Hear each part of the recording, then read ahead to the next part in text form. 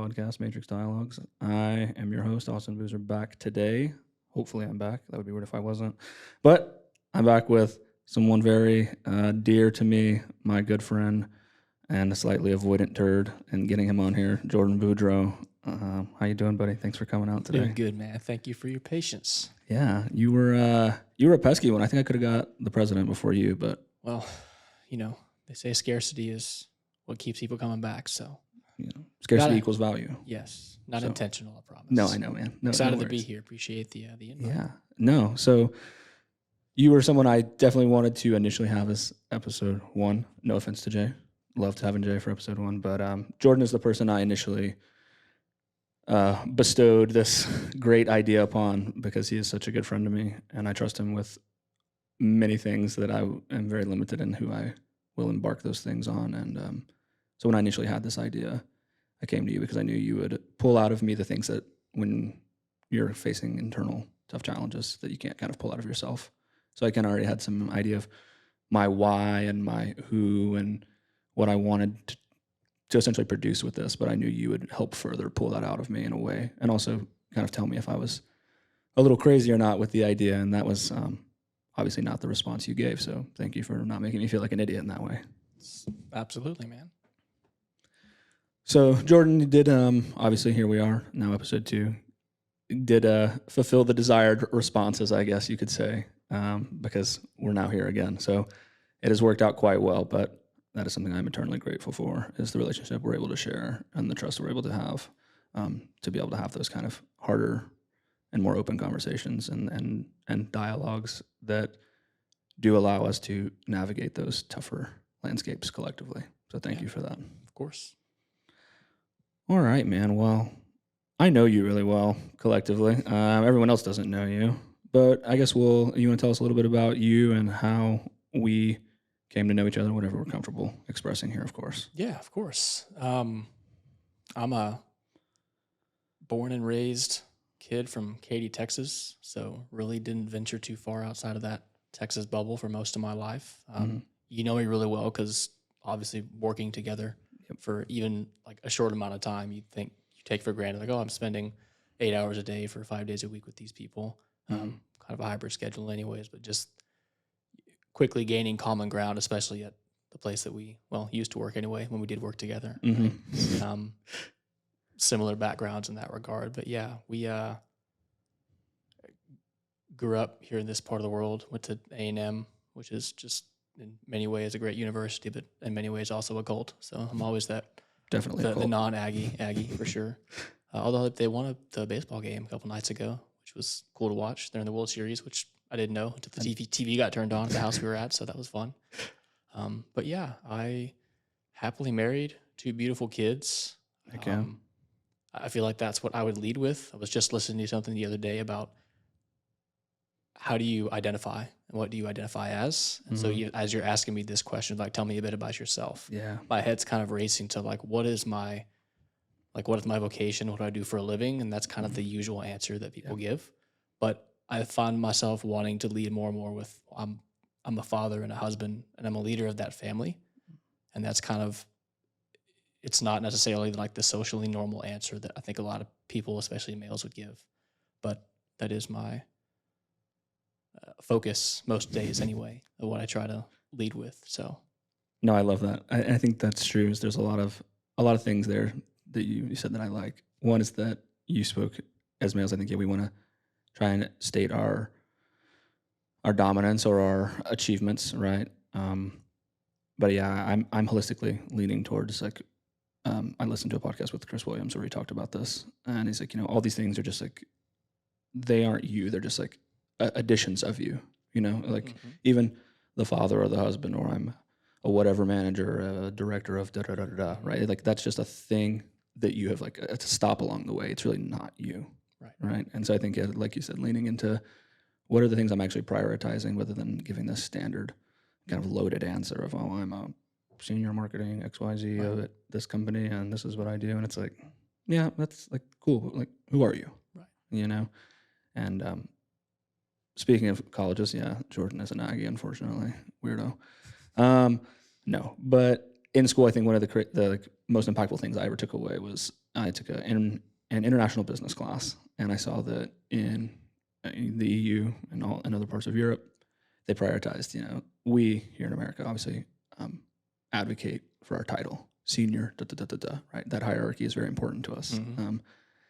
But inversely, over there, that's not the case. They don't give two shits about what your title is. It's so much predicated on what kind of person are you? Are you someone who's loyal, who's genuine, compassionate, right? And I don't care what your title is. It's what kind of person are you? And I think, in corporate America, if we could get a little bit more aligned with that, that could lead to some exponential value in the workplace and just in the people that we hire and the people we work with, right? It's like you said, that our relationship is a little not foundational, as in we work with a lot of people, but you don't actually become friends with a lot of people you work with. It's just like, oh, this is my acquaintance, or I work, oh, that's Tommy, I work with him, he's a cool guy. Yeah. But like you said, how much do you actually ever get to know about Tommy and his family, or who he is, or what he does? And you and I got I think just the most authentic introduction we could to one another, which is like, hey, I'm a person trying to learn how to do this thing. You were someone who knew how to do that said thing. And that was it. And so just through that time of like working and learning, and then you giving me some sprinkles of wisdom, and then me running with it and trying to make it better and learn and grow, and then coming back to you, okay, I'm confused now. I need some more. I need just a little bit. Kind of really is what, I guess, cemented the foundation of our relationship to springboard into what it is today. So again, super grateful for that.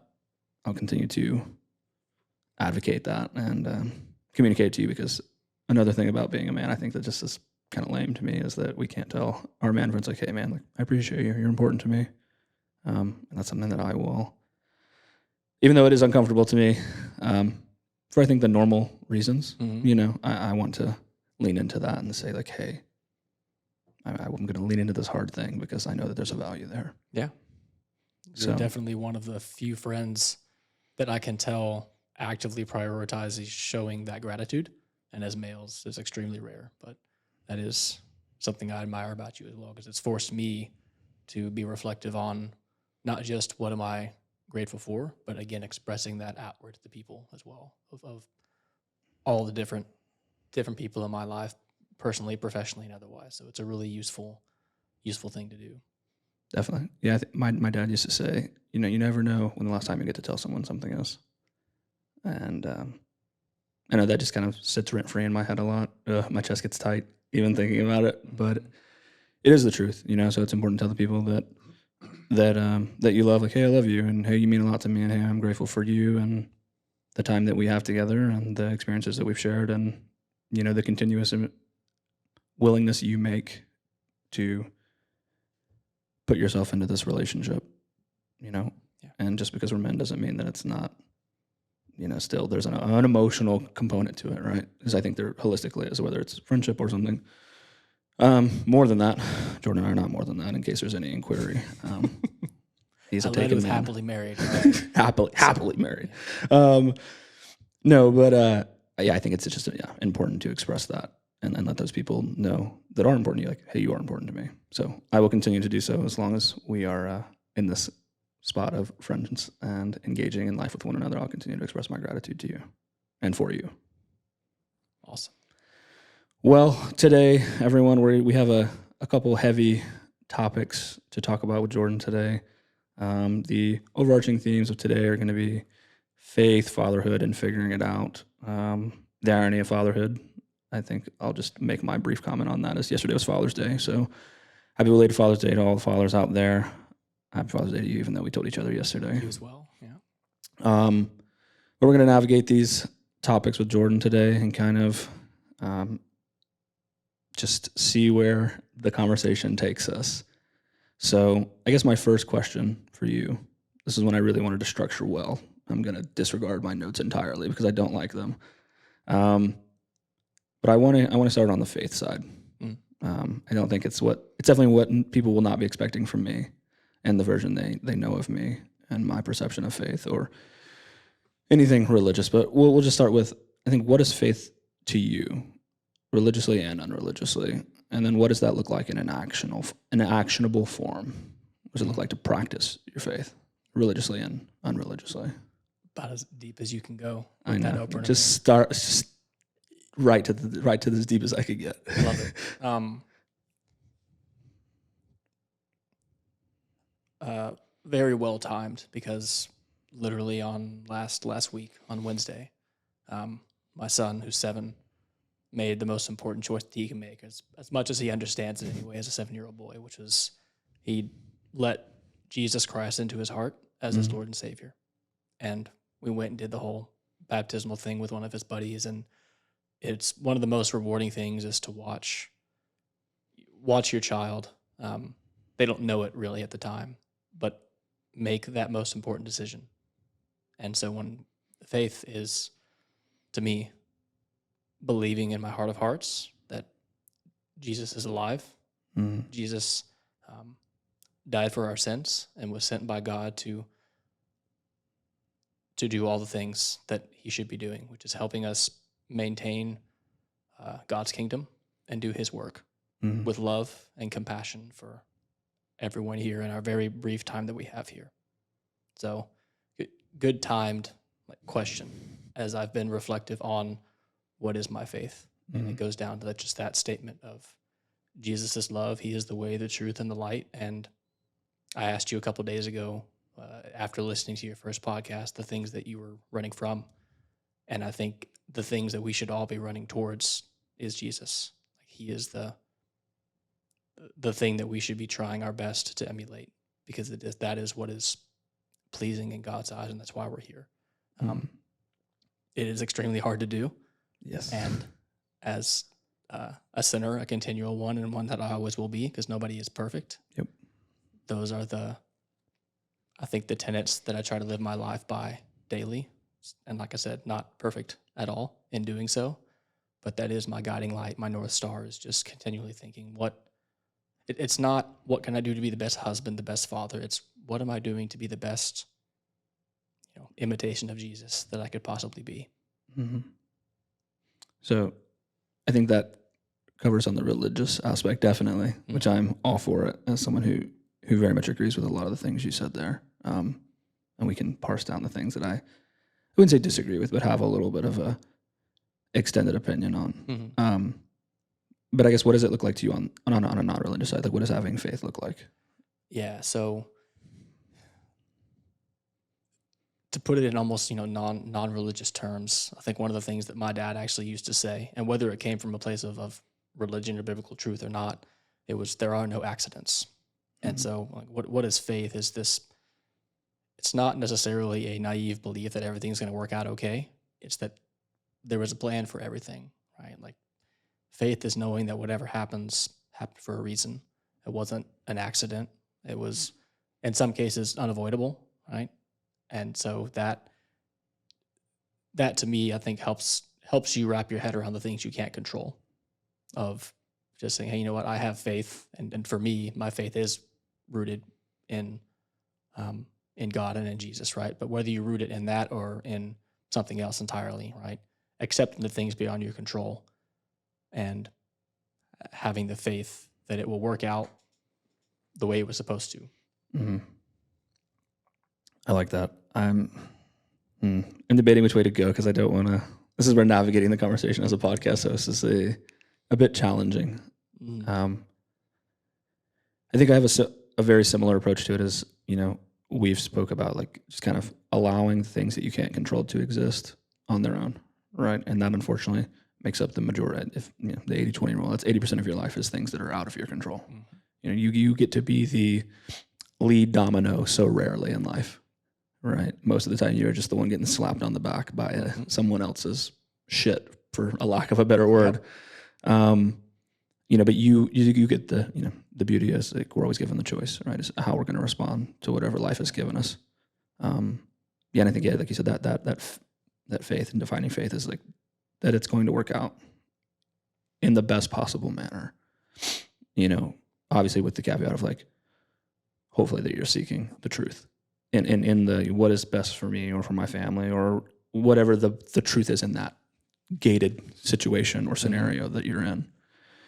And I did not come unprepared in my way to pine on you a bit in this area. So I kind of had to go back into my Bible a bit. And again, there's people who are going to double take what I just said because they're not going to believe it's me saying that. But in Hebrews 11, verse 1, it says, "Now faith is confidence in what we hope for and assurance about what we do not see." I think that's kind of what you're highlighting there, which is just that, hey, things are going to work out the way they're supposed to. And then I have a couple other ones that are good, but that one I like the most because I think it's, I wouldn't say the problem I have, but I think what anyone struggles with in their faith, this is an area I can speak to for a long time, but is kind of the elusiveness that comes with certain things in the Bible, at least to me, or that maybe aren't elusive, but there's so much room for interpretation, right? Depending on the current position of someone's heart or mindset when they read a verse or verses collectively, right? And the takeaways that they're going to glean from that. Yeah. And I think that's what's caused so much disruption in that community collectively. And I guess I kind of want to hear your thoughts on that because that's something as someone who grew up in church, I was primarily Pentecostal till about 10. So very fire and brimstone based, right?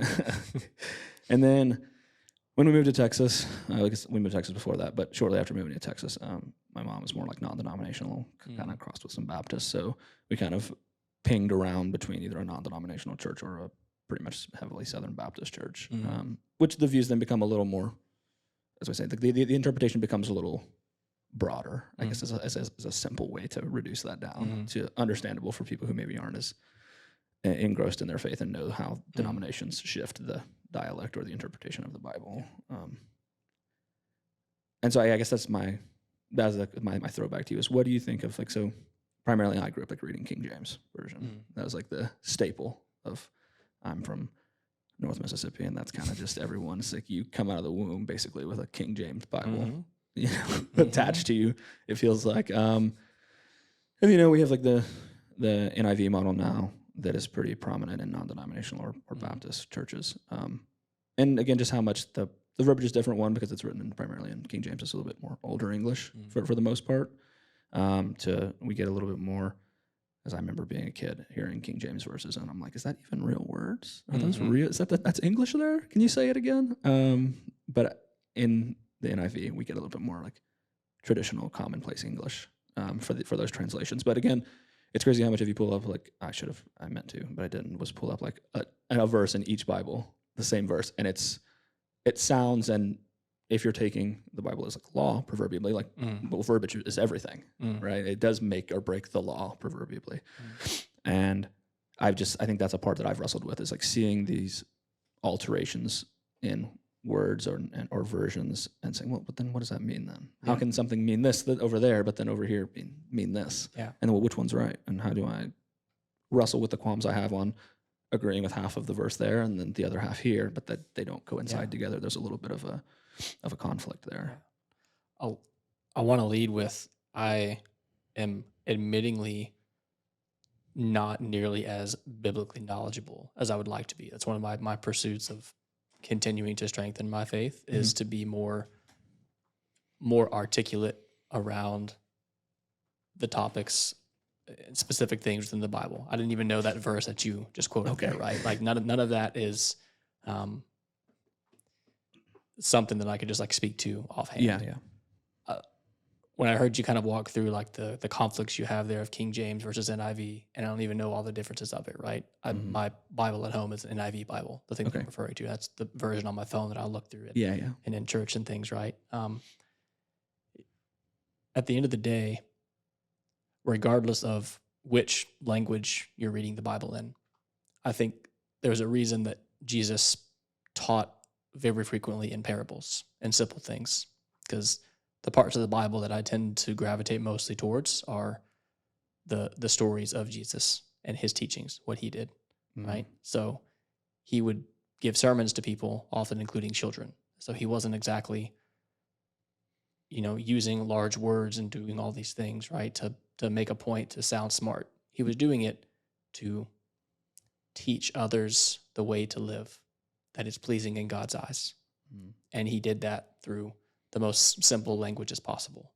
And so, again, regardless of which version of the Bible you're reading, if it's this and this and this, I try to focus in on what is that core message maybe from that verse or from that section of the Bible that we should be using as our guiding truth to what it should be. So I don't know if that helps you in your conflict of like, well, what does it mean this or that? Like, well, let's look about it in context of maybe some other things within the Bible, cross-referencing it to other places that might help decode how should you interpret it in this way.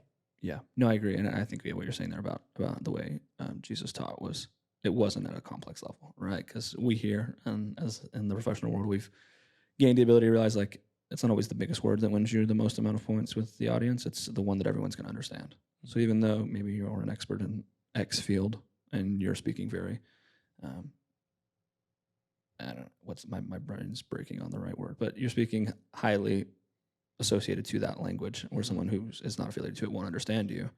And it's about, can you then translate that into, as we say, like English for the rest of us, right? Can you take that nerd language and condense it down to normal people? And true mastery of something is being able to explain it like I'm 5, right? Like if you understand something so intimately that you can explain it in super simple terms that anyone can understand, usually means that you know what you're talking about. That's something I've taken away from you in our friendship and the way I move through a lot of things in my life is if I can't condense this down, I don't know it as well as I think I do. So hence it's time to brush up or work on the way that I am delivering this information so that I can deliver it in a more understandable manner for anyone. No, but I do appreciate that. And I think I have not looked at a comparison in that nature of looking at things directly from like Jesus' teachings or anything to then go, oh, hey, there's less variation here. Is maybe looking at something in a different book or a verse that's not actual direct like words of Jesus. There may be obviously more complexity there because they are holistically written in a little bit more of a complex way, especially if you read the Old Testament. It's very. I'll say this about when you were talking about like the Bible is the law, right? It's very much if you read about Jesus' teachings with the Pharisees, and that was how they lived their life, was by the letter of the law. And they were missing the point that the way to be pleasing in God's eyes, it's not by following the letter of the law. I kind of call it the check-the-box Christian, right? Yeah. Well, I do go to church. I do read my Bible. I do all these things. Are you doing it for the right reasons? From a place of love, from a place of forgiveness and compassion, right? Yeah. That to me, and humility in everything that you're doing. That to me is why the Bible exists. It's not to find the checklist of all the things that I need to do. It's just to understand how to recognize when am I doing things for the right and wrong reasons and adjust your behavior accordingly and truly mean it. Agreed. I'll go on that because I think that's what really initially broke me out of the church scene was the check the box Christian, right? And hey, we're at every service. We come on Wednesdays. We participate in all the VBS stuff. We give our tithe every week. All great things. Yeah. All great things, right? But then I knew a lot of people who were like that, who were then just some of the most judgmental, hateful, like, and it sounded mean, I don't know. The words I'm saying aren't very nice anyway, but like just mean people, right? That you were like, yeah, like, cool, you do those things, but like you said, it wasn't for the right reasons. And I was like, there's like, even as a young, pre-teenage or early teenage boy, I was like, there's a conflict there. You're saying one thing and doing things, but then immediately backhanding it with the, it's like, oh, great, I give my tithe. It's like, great. But then you're overtly judgmental. Who are you to judge? Right? And I mean, we're all people, so we all judge. It's unavoidable. It's a consequence of life. But it's like, and some people just are so ignorant to it. Like they think like, if this is me trying to make light of a very serious topic, but like if I had to know my spot in heaven is reserved proverbially, right? There's people who feel that way and that have no idea how they're living their life is a direct, like the irony in it is like you're living in a way that does not align with that. And you are so oblivious to it. Those are the ones like I genuinely feel bad for because the ones who are like a little bit narcissistic and intelligent enough to know that they're not, and then still do it. I'm like, you're a special type of fucked up. But the ones who are genuinely just so ignorant, I'm like, oh fuck, I feel so bad for you because you don't even know. Like you don't have the idea to understand that you're misleading yourself and maybe your family. Yeah. And there's a verse here that I think we could go a little bit on, and it says, consequently, faith comes from hearing the message, and the message is heard through the words about Christ. That's Romans 10, verse 17. I kind of want to hear what you think of that, because I want to see if we're a little aligned to that. Consequently, faith comes from hearing the message, and the message is heard through the word about Christ. So even starting with that word consequently, of the relatively little biblical knowledge that I have, right? Mm-hmm. It's difficult to take one verse in context of the broader book that it's in, and everything that was said before, right? So keywords I look for when I hear a verse, it's therefore, consequently, because that means there was a series of things said before it. So I hate to kind of get into what are my thoughts on that verse without being able to understanding go and thumb through and look at the context, right? that is that is beforehandedly being described, right? Like here's all these things, consequently, right? I think they're just, again, I just pulled some quick verses that were illustrated on faith and the impact of like how to hold faith and have faith. So it was consequently, what's the rest of it? Faith comes from hearing the message, and the message is heard through the word about Christ. Right. Message is heard through the word about Christ. Again, focusing it back to kind of Jesus there, right? Yeah.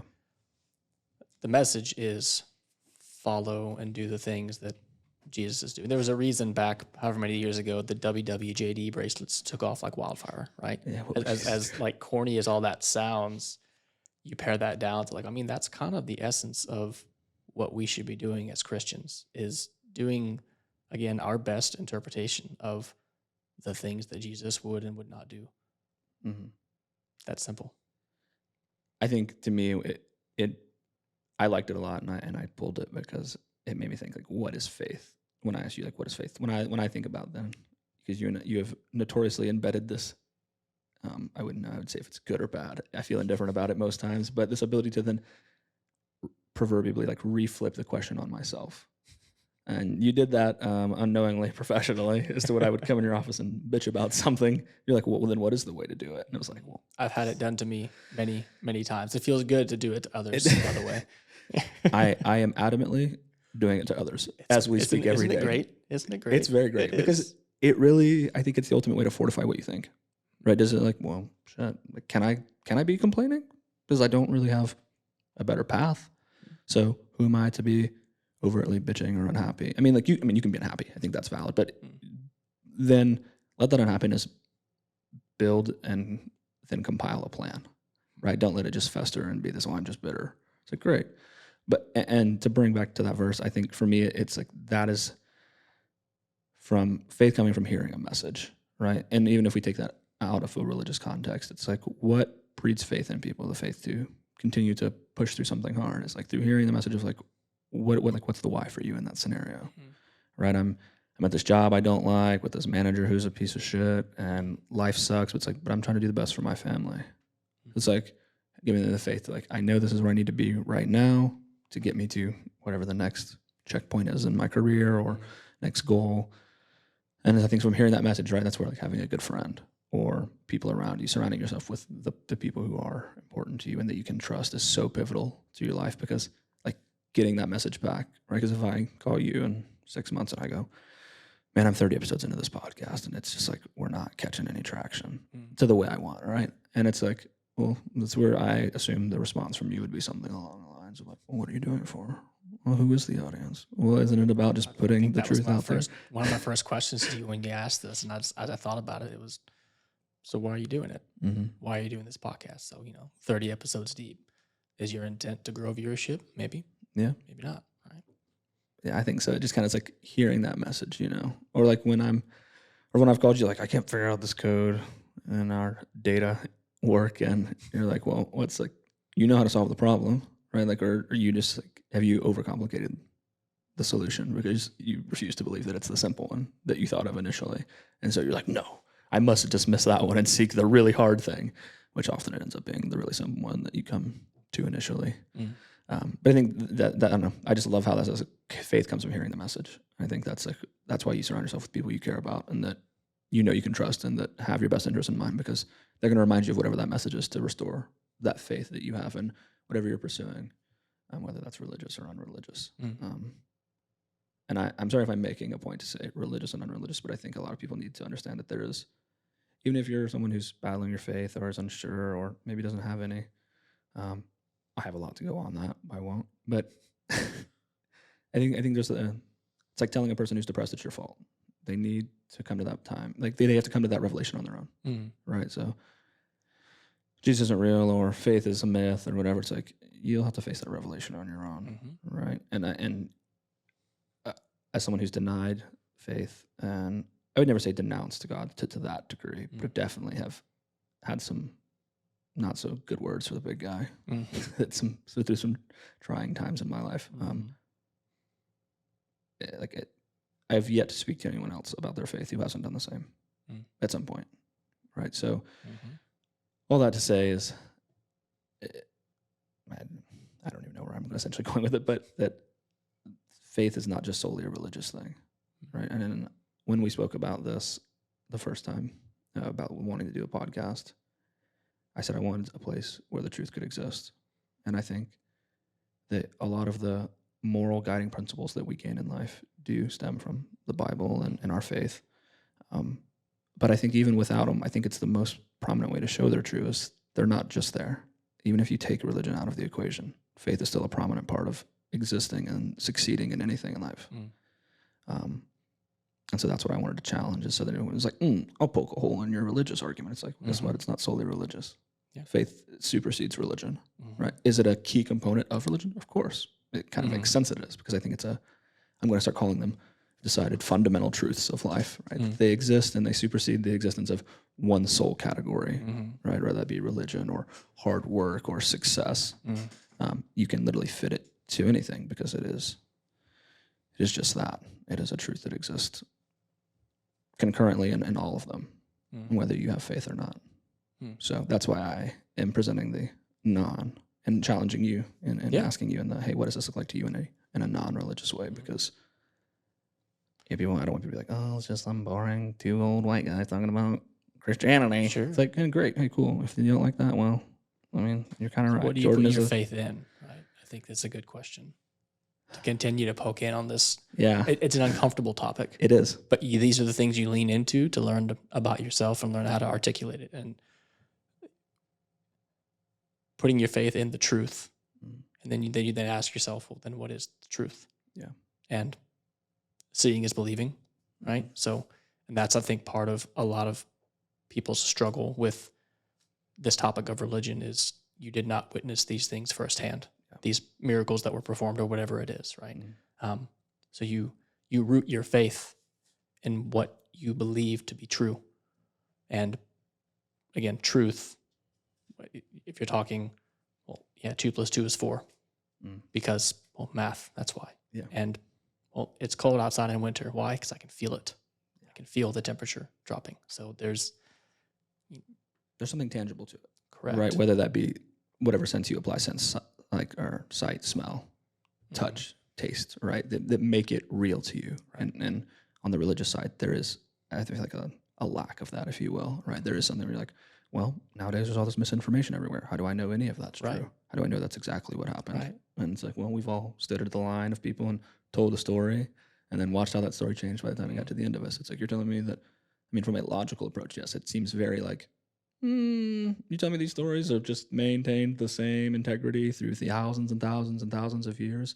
Psychologically, I don't disagree with you that there seems to be some potential falsification that could have been, or some embellishment that could have been made. But on the same hand, I think the things that are true, like I said, they exist outside of these things, right? So it's like, if I just say, hey, Jordan, how do you think we can keep this time capsule around for 10,000 years? It's like, we would not be able to come up with something probably that would last that long, right? Whatever. The truth will outlast any attempts for the world to hide it, right? The truth will always outshine the lies. the darkness, whatever you want to call it, right? It will always prevail in the end. Yep. It may take a while. There may be misinformation. There may be attempts to hide that truth, but it will always present itself in the end. I agree. This is good, man. I love it. This is why I wanted to go deep. I do. I wasn't going to let us move away from that topic until we had a good point about it. I think the last one I want to just ping off of the faith thing is this. It's from James 1:6. It says, "But when you ask, you must believe and not doubt, because the one who doubts is like a wave of the sea, blown and tossed by the wind." And there's another one to me. I really liked these because I feel like they're easy to separate from a religious aspect and not, you know. And for this, it's like you have to believe in it. You have to believe in, like, what is faith? It's like it's a rooted sense of belief. You know, like you said, whether it's going to work out the way it's supposed to. That I have to be okay with the things I can't control. That I'm choosing what I know based on the information I have in my life right now. This is the best path for me and for my family. Right? I think it's that, like, rooted belief, like, you know, an unwavering, cemented belief that, like, this is what's good, right? And if you're not, right, I like what it says. Because if you don't have that, you're just like a wave of the sea, blown and tossed by the wind. Like, and I think that's people who are intentional in their life. And I think it's a very good reference to that, is people who lack intention. I think this is what I say to them, is like, just being blown around by life, and, you know, the wind blows and now you're over here, and then inversely it blows and now you're back over here. It's like nothing you say or think is rooted in anything. It's something to call home that, you know, can test when the weather gets a little messy or anything like that. And then obviously it does have a deep, like, you know, religious value because it's in the Bible. But I don't know. I loved that one, because I think it's something that I see a lot with people as they complain about their current reality or where they're at in life. But then they're just being a wave in the sea, just blown around. Just because they have no set direction or thing that they're running towards, or inversely something they're running away from. Right.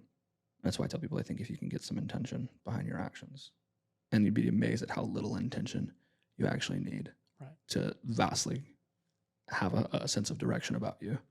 Yep. Stop waiting for the wind to change and find a way to build a sail that moves the direction you want to go. Exactly. But know where you want to go. Yeah. Know where you should be going towards. And that is a very hard question to answer. There's a lot. Yeah. And we're always so good at this. You make me deeply, like, reevaluate. I wouldn't say reevaluate, but, like, ferment the ideas I have in this debating type scenario, is knowing what I spoke briefly in the last podcast about, like, people not knowing what they want to want. And that's like a very, what's the right word? I don't know. It's ironic. It's a bit paradoxical. Like, how do I know what I want to want? Right. And I think that comes with just an acute or heightened level of awareness to know, like, am I pursuing, like you said, am I pursuing these things for the right reason? Am I just going to church because mom and dad said I have to go to church? Am I giving tithes because I was told, hey, you got to, you know, because I read the Bible and saw it there. Hey, you can give tithe. Okay, great. So I give my tithe. Life's good. Right. Oh, I'm supposed to, like, be saved. So I got saved. Right. And then inversely, we can take it out of religion and, like, am I just pursuing this career because my mom and dad said it was good? Am I trying to make the people around me happy? Or is this actually what I want to do? And yeah, just that idea of knowing what you want to want. Am I with this person because, like, we share the same religious value? Or is it someone that I actually, like, love and care about and that makes me a better man? And is going to make me a good father and a good husband and the best possible person I could be? Right? Rather than, am I just with this person because of cultural norms or because that's the way the wind blew. Yeah. And that circumstance that just put that person in my life at the right time that gave me the warm and fuzzies or whatever it was. And now you're a creature of habit with it. It's, yeah. I think it's something I'm been, for an analogous point of view, is I continue to turn over those rocks in my life and say, is this what I want? Like, really? You know, and Jordan Peterson says it really well. He says, if, you know, you can have what you want if you're willing to aim at it, but first you have to know what it is. You know, and so it's like, I asked myself, if I could have exactly what I wanted, what would that be? And that's another one I think that just stuns people, right? Like, as we said, you know, when you were like, okay, well, hey, you don't like how they handled that. How would you have handled that? right? So it's like if the power was then bestowed to you and you got to call the shots, how do you navigate that challenge or that decision? And Mm-hmm. a lot of people just shut themselves when you ask them that. They're like, I don't know, because it's really easy to complain or just disagree. I think it comes just natural to be like, well, I don't like that decision. I'm just disagreeing to disagree, rather than disagreeing with a point of reference to move forward in X direction now, and why X is better than the previously depicted Y. Those are things that I'm deeply invested in trying to pull out of people and challenge others in the way they think. And because I think there's truth there. It's like, oh, like I said last week, you can have the life if you want, if you're willing to do the things that separate you and that life. And a lot of that, I think, is just misdirection, kind of just blowing in the wind and not knowing what you want to want. So if you put it in a math equation, it's like you didn't know the variables or the, I don't know what you would call the math, like the addition sign or the subtraction sign. There's probably a great word for it that I'm just going to drop the ball on. But you don't know the signs of the equation. The operator. Yeah, the operator. See, this is why I keep Jordan around. Yeah. The operator. So you don't know the values nor the operators, but then you're displeased with the result or the summation or whatever, depending on what the operation was. You're displeased with it. It's like, but if we logically backtrack through that, it makes no sense for you to be displeased because you had no hand in the values or the operator. So by default, yeah, you probably are left with whatever the hell you got. And so I think just challenging people to say, hey, be mindful of that. Are you just chasing some assumed value that you've been told to want? I want to be a 10. Well, what is a 10 even? What are the values of a 10? What make a 10? Right? Okay, because, well, if I'm a 10, then my partner can be a 7 and we'll be a 17. It's like, well, how do you know you're even pursuing a 17? How do you know you're a 10? How do you know you want a 7? Maybe you're not a 10. Maybe you're a 5. They're not saying that's negative, or there's a negative association to that value, but like maybe you're a 5.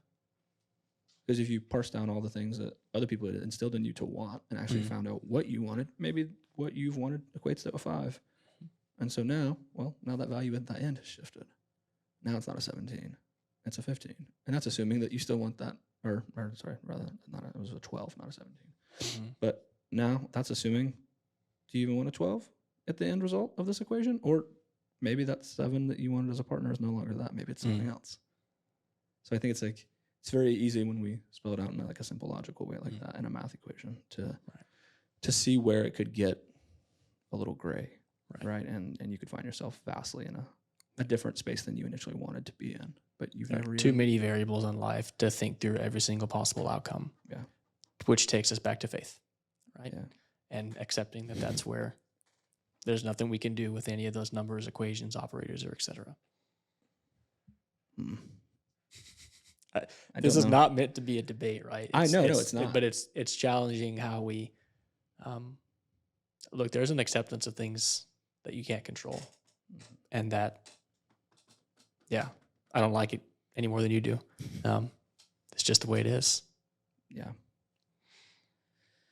it's tough. I think it's tough as someone who comes from a place of feeling very out of control in my own life.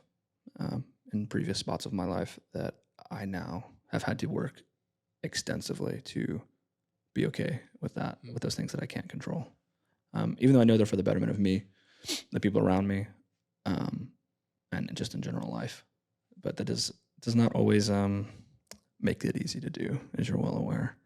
So I think that's just another thing that I want to shed some light on for people is the overcorrection to the problem you're facing in anything in life often is not the right answer either, right? And we could simply present that example in a form of like when you're driving and you hit a wet spot, like that vast, aggressive overcorrection you make to the wheel is usually not going to save your life, right? It's going to just cause it to be significantly worse than it could have been. And inversely, it's like, oh, well, I'm naive and ignorant about life and I get my feelings hurt. It's like, well, now I'll be cold and never feel anything again. It's like, well, that's not it either. Right? There is a medium. I'm not saying it's easy to find. And you have to spend your time in each, the naive person who knows nothing and the heartbroken, kind of miserable, fuck the world person too. Right? They each have their values and skills and teachings and knowledge that will glean you many and great experiences throughout life if you really spend your time and suck up all the knowledge you can from that space, right? he said, I think there's no accidents, right? You only have the ability to appreciate walking because you were drug on your face for a while, and that sucks. It's a pretty shitty place to be, but it makes you appreciate the ability to stand up and walk for a while, right? So just realizing that, every place has its value and its knowledge, and you're in those places, right? Like, going back to the faith, like that I'm where I'm supposed to be right now, despite maybe how shitty it feels or how uncomfortable I am in that space. So, okay, man. I knew it was going to be good. It's good. I didn't know it was going to be this good. It's good. Okay, here we go. We'll get to some of the stupid baked questions that I have that I think are good because they just opened it up for us to roll. Share a pivotal moment with us when your faith was tested and how you navigated through that.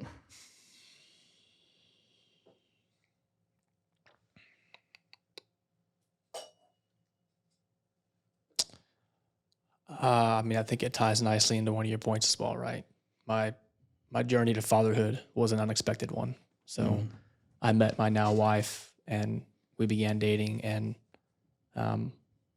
unexpectedly became a father, right? And that will change any person's worldview so quickly. In my case, it, in a lot of ways, reaffirmed my faith because it was that kick in the rear to be the reminder of what I should be pursuing as a man and part of a man that I knew at one point in life I wanted to be a father, right? So that was definitely a pivotal moment for me, is the realization that you are going to be a father. And so that it just forces you to reevaluate life, right? I guess what I want on this, when I'm going to challenge you, but it's like, what really tested your faith there, though?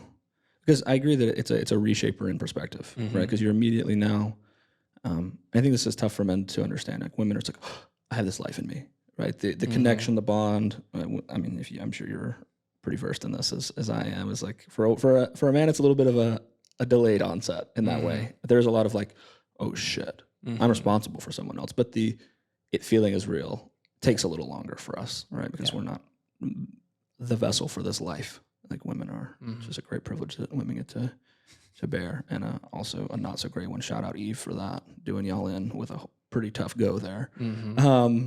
But I guess I want to hear what like really kind of, because I think for me as a father, being very young in that boat and finding out that I was now going to be a dad was all those things. But I don't think it quite tested my faith, and I'll give an example for me. That way, maybe I can help scope the land for you in that way. So for me, I think the ultimate test to my faith ever was I lost my dad very young. I was 18. Undoubtedly the most challenging part of my life thus far. As a man, your father is kind of your guide to the world, right? It's your first male relationship, obviously, but it's also the foundation in which you then view as the way to operate and exist as a man in this world most impactfully. And I'm sorry. You're good. This is a tough one. I never have like been so low in my faith as during that time. With all the common questions, I think there's plenty of stapled movies about them. I don't have any offhand, but that why me? Why take away the person I care the most about? Why inadvertently make my life harder than it necessarily has to be? And with years now, actually this August will be 10 years for me. And I came to realize that maybe that was the only way I become this man. And that sucks. And that's hard. And for years, I didn't even want to be associated with anything that was in line with my faith, to say. Because I was just so bitter. I was so mad. And there was only one person I looked at as the potential culprit for that. If there's any lack of who I'm speaking about, it was God to me in that way. Okay, I was very, very much pinning it on like, my dad got sick, and it was like, you got him sick, and you took him from me. And that was the way. I remember one day with my uncle. My uncle's a pastor, still to this day. And I saw him probably about a year after my dad died for the first time. And I just had this breakdown moment with him where I kind of still denounced some of that same thought of like, why? And like, this is your fault. Like you took away the most important thing to me. Like you've made my life harder. And I don't really remember what great wisdom he threw at me in that moment that I was non-receptive to at all. And it's not the point that of whatever he threw at me. I think it was just, but in that moment, I think I really started to like just not want anything else to do with my faith for a significant amount of time. I'd say it probably took me the better half of 5 years to even open a Bible again. And even then it was reluctant and with some guidance from my mom. But I remember when I finally did go back to church for the first time, and I really did start reading my Bible a little bit more. It was kind of like this unexplained weight had then just been, moved from me. And there was nothing else like that I could correlate to. So I guess that's what I'm saying is like, I think being a father did test my faith in a little bit of a way, but I'd say not to the capacity or quite like to the extremes of which losing my dad did. That definitely shook my world like nothing else that I could ever associate to. I think mainly also, like I said, now in the hindsight is 2020, that maybe that was the only thing that could have ever. We don't know that right in the moment, but trusting, having the faith that like it's going to work out the way it's supposed to is maybe I could only become this man by enduring that much pain at that point. And the only reason I'm able to now speak and be willing to have the voice that I'm desperately trying to pursue and give to other people is because I know that level of pain. And so that I can relate to people who may be feeling in that same position right now. Yeah. So I guess that's what I'm looking for from you in that way of like truly tested. Sure. I really don't know that I had like what's my why God moment, right? It's kind of what that pivotal point there. And maybe it was, right, man. Part of that becoming a father was within a 6-month time period, I got that news that I was going to become a father. I then lost my job and was then, fortunate to find another job and really a different career that then presented the opportunity to take this new family overseas and live in Singapore for a year, right? So in a lot of ways, I felt blessed that so my why God moment kind of turned into like, okay, maybe my my identity is not rooted in my career, right? Because and my identity should be rooted in something not so worldly. Because at the time, in a lot of ways, like losing of my job and then becoming a father at the same time was a pretty big stressor. Right? I look back at it now, and I can kind of look at it somewhat nostalgically because that was 7 years ago or whatever. Yeah. At the time, I was terrified. Yeah. No, definitely. Right? And that you get like I broke out in shingles. I was 25, 6 years old, something like that. I don't know of any other person in their mid-20s that gets shingles. But I didn't really realize how I dealt with stress. Like I'm kind of very much go with the flow. I don't really get stressed. But it presented itself with like a physical, like sickness on my body, which was like a rash, like on my leg. And I was like, well, this is weird. Like I shouldn't be stressed. Why am I stressed? And it was like, oh yeah, you're about to be a dad unplanned. You just got let go from a job. Like, what are you gonna do, right? So. And whether I knew it at the time, I don't know that my faith ever felt, tested. I didn't have that like, oh, why God me, like why? And I still even then was looking at it as the wake up call of, you should probably start living your life right. I was in my mid-20s, living in Houston doing bachelor stuff, right? So it was very much not focused on serving others. Yeah. And I think that was a wake up call of, you are not here to serve yourself and to make as much money as you can for yourself. Like you're doing all this to pursue a career of success, but you're doing it for the wrong reasons. Yeah. And again, not really a why God moment, but it was a wake up call nonetheless. And you and I have talked extensively. I'm just going to run on that for a second, where we talked about one, doing things for the right reasons, but one that like none of this is for you. That's the conversation we've had before that I've loved and would love to have pre-recorded that, but we're not. So we're going to recreate whatever we can of it. But is like, none of it's for you, because we look at the most fulfilling things in life, and they're always the things that you give or do for other people. Yep. Right. And of course, selfishly, there's a little bit of like, well, I want my life to be like secure and comfortable, because then as a consequence of that, the people around me are equivocally in a secure and comfortable position in their life. But I think the mindset for me really started to change when I realized like, it's not for me. Like this life, this existence, like it's not for me. It's for the betterment of the people that I get to interact and share it with, and the impact I get to make on them, and the things I'm able to help provide them with, whether that's words of wisdom or insight or perspective or physical things. Like, hey, I'm able to, have this fucking M&Ms you wanted today, I can't believe you did that. And it's like, those are the things I find the most joy in. Yeah. And they don't often check some KPI or aren't the top of the driving forces that move life. But then I think if I look at it inversely, like you look at the things that people like break away from something from, it's because it's rooted in like so many of these little things. It's a joke, but they said like LeBron was like, oh, I'm not going to play for Miami because the coach kept like, taking the cookies off the plane.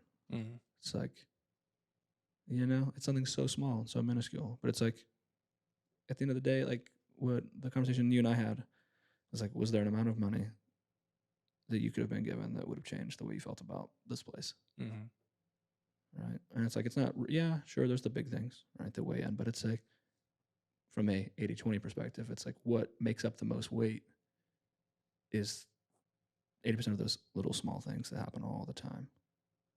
Right. 20% is the big things, because there's not many of them, but they're big and they're annoying and they weigh a lot. But then from a transactions standpoint, right, I'd say from a weight, yes, 80% of the weight is weighted in the big things, but on a transactional standpoint, 80% of the transactions that make me annoyed or maybe say, hey, I don't want to be in this relationship anymore, are those little things.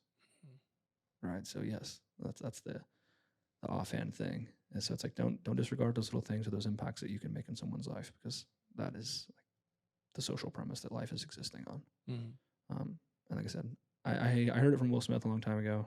It's another one that I'll share with you. Is he said, he was speaking about how much money he's made in his life, right? Just as a preface to say, like, there's no amount of wealth that has ever outweighed the like what I can do for someone else.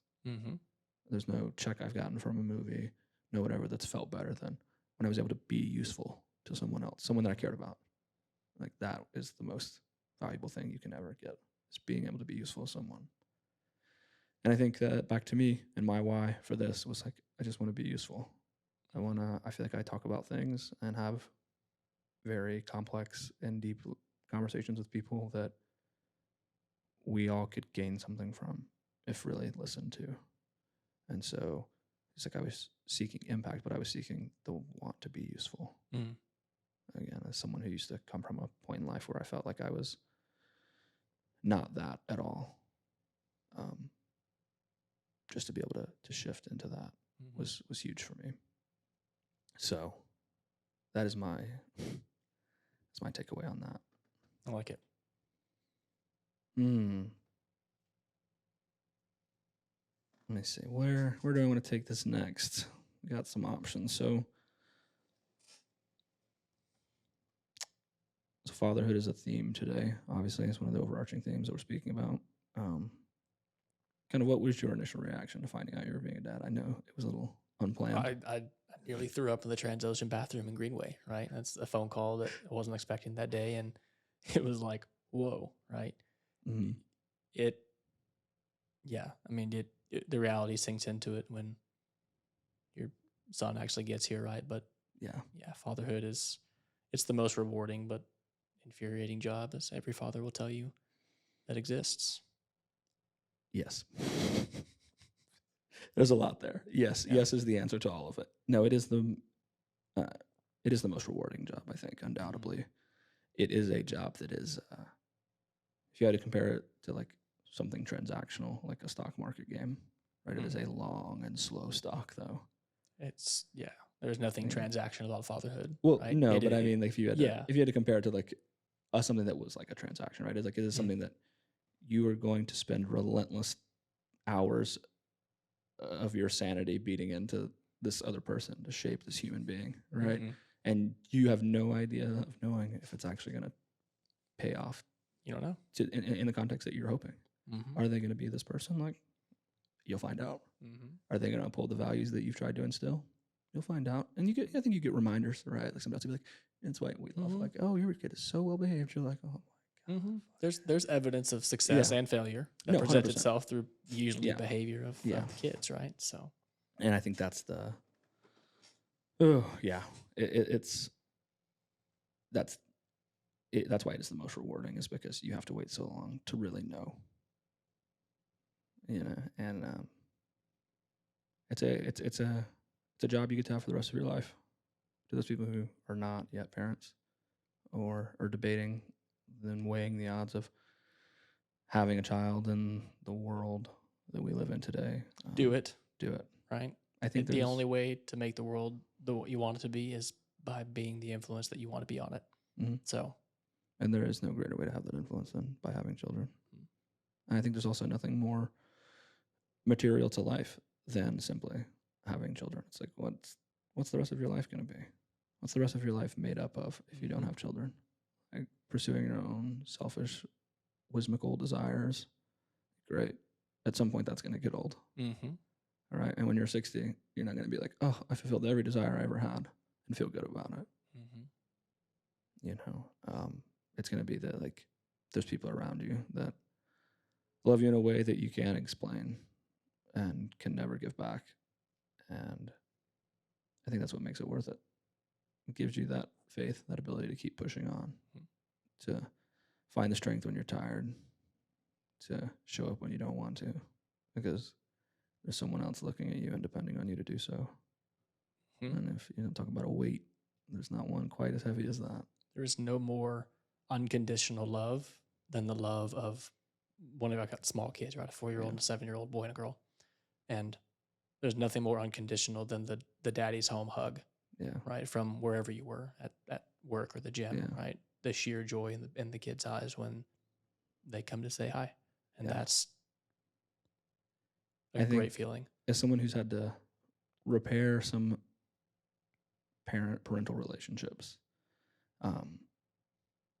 I can say, now as a grown up, there's nothing more I want than a good relationship with my mom to this day. That's it. And at 7, 4, or 10,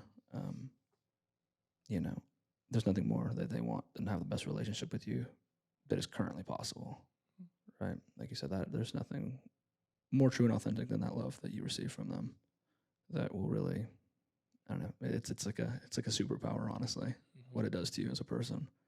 Whether, obviously we're speaking from a man's perspective, but I know plenty of women will vouch for the same thing about being mothers. So, moving from that, I guess, what are some of the biggest challenges that you faced as a father, and how have you overcame them? Is this the figure it out portion of the? I think show? we're gonna double dip here. I have no idea what I'm doing. Never. Every parent will tell you that if they have multiple kids, that they're all different. That's incredibly true. Patience is a virtue. That's all I can say. When you survive somehow, like the early baby years of being sleep deprived and non-existent, you then move into like seeing their little personalities form. Then you see like I don't even know what to call it. It's not deviousness, but like a defiance to just do something because mom or dad told them to do something, so they're going to do the opposite, right? Like, how do you parent that, right? It's incredibly difficult. It's patience learned from others that have come before you, right? It takes a village for a reason, right? So, there's not a silver bullet solution to that in terms of best advice. All I can say is have patience and be consistent. I'm horrible at that, right? But consistently trying the thing, and if it doesn't work, try a different thing. That's I guess to bend you a little bit more on that, Mhm. what are some of the things you're having to parent out of your children that are you? Some of the not so great aspects of you that you're Yeah. like, fuck, that's me shit. Ah. And how do you kind of navigate that? There's, I mean, I can remember like playing sports, and my son's getting to the age where he's in sports and soccer and baseball, and he's started some karate, which has been really great to see. Mm. And one of the things that I always struggled with in adolescence was just control your emotions. Right? You get so worked up, whether you lose or whatever it is. Right? Like I can remember, crying on the baseball field, crying because I didn't, it didn't work out my way. I remember feeling that feeling. Mm. So watching my son experience some of those same things of just being able to control himself, control that emotional outburst in practice on the field, or even not even just in sports, right? But how do you learn to control your emotions, whether it's in a public setting or not, right? How you learn to behave in a public setting is you learn it in that private setting of what's normal and what's not normal, right? Yeah. So how do we? It's definitely something I've noticed in him that I struggled with was how do we controlling your emotions as a kid, for sure. I think that one's equivocally challenging for me. It's something I definitely have to work at. That emotion one. As a kid, I was the same way. I was very like, I felt like I've realized I'm someone who's very, I feel things much deeper than I'd like to be okay with sometimes. Mm-hmm. And I no longer like denounce that or act like that's not the reality. It's a very, at times, painful reality. Mm-hmm. But knowing when and where to give that weight and to whom is a huge, has been a huge help, right? And so that's something I try to give back now, especially my son. He's that way. He's very much like emotionally driven, like I was. And like you said, whether like I won or I lost, and that emotion just like overtaking him, right? And then that frustration of like, oh, I'm lost and I'm angry. I don't want to do this anymore.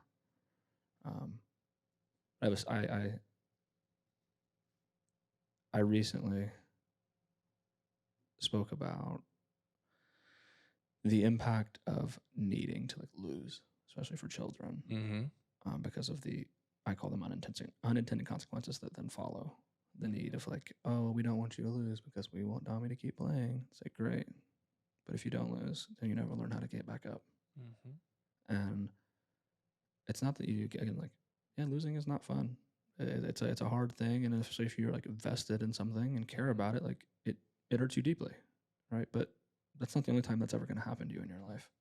And you don't want to be 25 when the first time it happens to you, because you're going to, like you've seen a 3-year-old get pissed off. It's not a good look, right? You don't want to be looking like that at 25 when you don't get the promotion you think you deserve. And maybe on every measurable thing, you deserve it, but guess what? It didn't work out. And so you need to be able to like pick yourself back up and continue to do the job that you're doing. That's right. And I think commonly what we're doing with children now is giving, it's well intended, right? But we're overlooking the negative and unintentional consequences that are going to later befold, which will be like we can already seeing it in some instances where it's like we have a large group of people that are overtly entitled because they've never had to lose, and never been told no, or never been told you got to work harder than that for this, right? And again, that was all rooted in a honest intended of like, well, we don't want kids to feel bad. There's a fine line between wanting to build confidence in children and, not teaching them the value of hard work or focus or discipline. Or, I mean, that is a lesson that we all should learn is life does not work out 9 times out of 10. It does not work out the way it's supposed to or in the fair way. Yeah. Or the way you want it to. Exactly. So. And I think, it's like any broad, just sweeping objective in that nature doesn't ever fit. Right? At anything. We can say, well, like, we're going to do this way all the time. It's like, well, let's hear the ad hoc scenarios that we're not going to do that because those are the ones that are going to ruin life. Yeah. Right? Whether that be, we're going to give everyone a trophy. Yeah. If they win. Right. Right. We're going to, there's a lot of other topics that you can apply, but it's just a broad sweeping notion for anything usually doesn't equate to what you want it to. Yeah. And like you said, there's no like being patient, being understanding, being willing to make adjustments and adjust the way that you're pursuing or navigating parenthood or being a father or being a mentor to children, right? So it's like coaches are like, oh, hey, like we wanna make the kids feel good. Like again, I get it, I do too, but I also want them. More importantly, like it's like, can I set them up for the next stage of life? Mm-hmm. Right? It's like not only can I prepare you to navigate whatever you're navigating at 5, 6, 10, but can I also kind of give you a little bit of a taste of what's coming at 11 and 12, Mm-hmm. or at 15, or as an adult, Mm-hmm. right? And again, in the right sample dose, Mm-hmm. right? Because obviously, from a mental and emotional maturity, maybe you can't handle a larger dose than that. Mm-hmm. But the only way you're ever going to handle a dose of it, period, is by starting to introduce it at the appropriate times over a period of time throughout your life. Mm-hmm. And even then, it still, objectively may not be enough because life has a way of giving you a dose that you're never quite ready for. But that's when you figure it out. Mm-hmm. So the other theme here is figuring it out. I think you and I have a lot to say about figuring it out.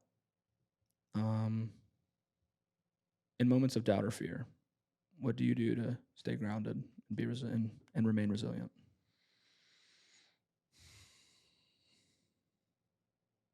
I mean, just be calm, right? There's great power in questions, right? So in those times of doubt or whatever it is, like, okay, what is it that I can do in this situation? It truly is critically thinking through, in this situation that I'm in, what's within my control and what's not. It does no good to look back on the woulda, coulda, shoulda exercise, because you'll bury yourself in holding yourself accountable to something. Yes, it would be nice if we had the time machine to go back and make that different decision where you saw the ripple effect that put you in the circumstances you're now in. But most of the time, you don't know at the time. Retrospect is always 2020. Hindsight's always 2020, right? Yeah.